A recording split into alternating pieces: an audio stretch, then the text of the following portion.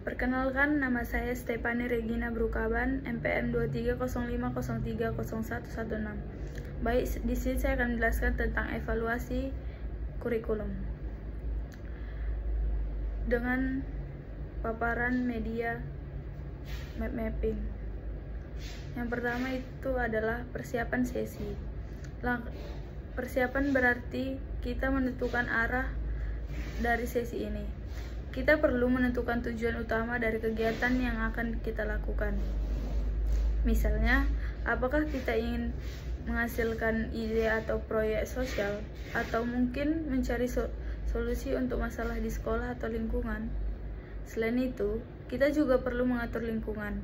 Lingkungan yang aman, nyaman, dan terbuka akan membuat peserta merasa lebih bebas menyampaikan ide. Ini sangat penting, apalagi kalau kita bekerja dalam kelompok.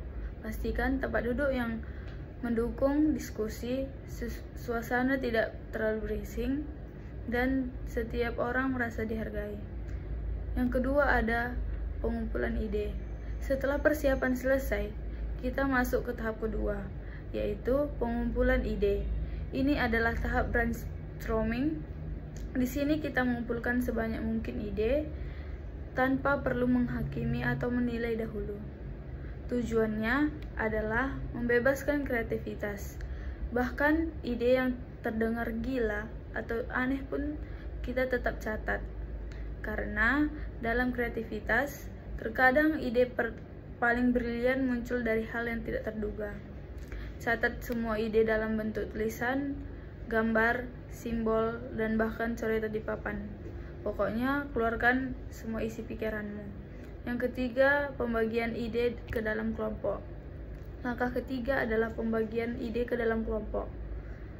Setelah ide terkumpul, tentu jumlahnya sangat banyak. Maka, kita perlu mengelompokkan ide-ide yang mirip dan berhubungan satu sama lain. Contohnya, kalau kita sedang mengembangkan ide untuk program kebersihan lingkungan sekolah, maka ide-ide seperti mengadakan lomba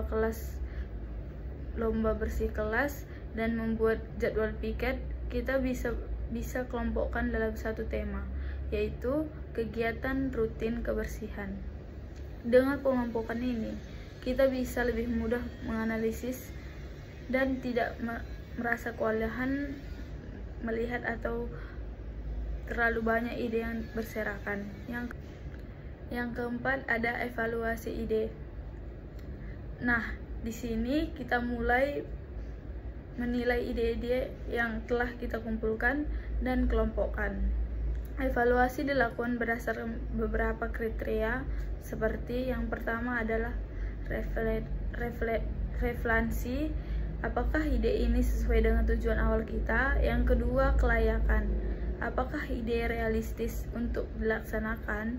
Yang ketiga, dampak, seberapa besar pengaruh ide terhadap masalah yang kita coba selesaikan. Selanjutnya,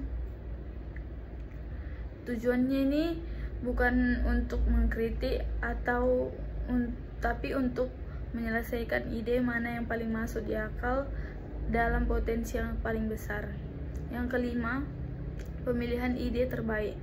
Langkah berikutnya, dari sekian banyak ide yang sudah kita evaluasi, kita pilih salah satu atau dua ide yang paling potensial untuk dikembangkan lebih lanjut.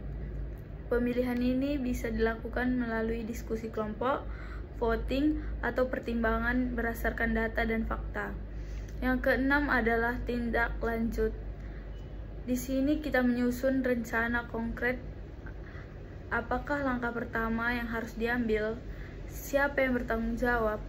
Kapan mulai dilaksanakan?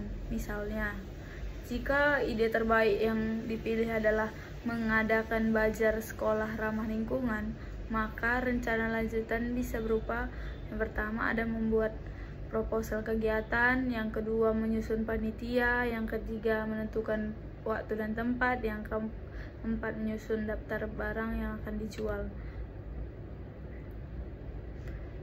Dengan adanya tindak lanjut, proses berpikir tidak berhenti di ide saja, tetapi benar-benar diwujudkan dalam tindakan nyata.